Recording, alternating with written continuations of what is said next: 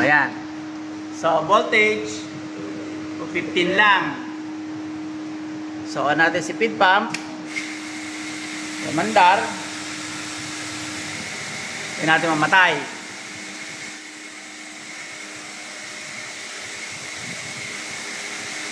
Disable ko muna yung auto flash para pa-testing lang. On. Mandar. Flow. 4. Atis 4. Yan na, may tama itong regulator mo. 4. 20. 150. Okay. So, pag pinatay natin to, sabihin na wala ng tubig. Yun, nag-alarm. Low level. Raw. So, on natin siya ulit.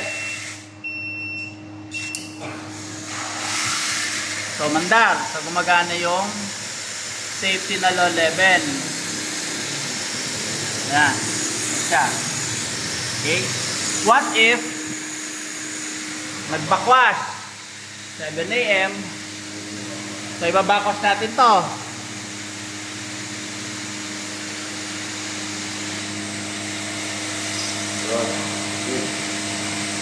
Mabakwash.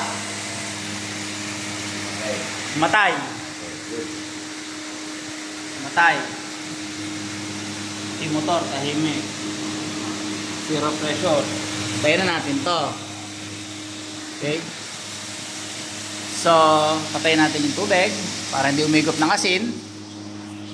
Skip ko yung backwash.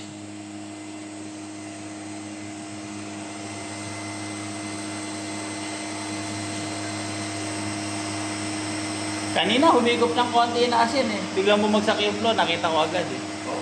Kasi di ba tinesting ko to kung humihigop ng asin dahil inano natin yung injector. Binuksan natin to kanina.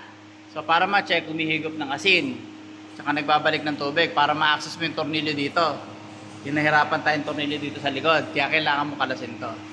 So pinatay ko yung tubig para hindi humigop ng asin. Humigop kanina ng konti, buti bumalik sa dati. Naagapan ko.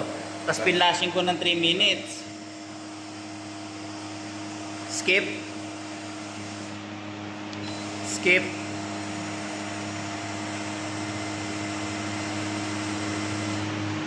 Skip.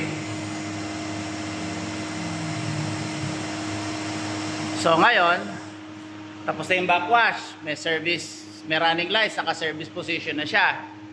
O, tignan natin kung aandar.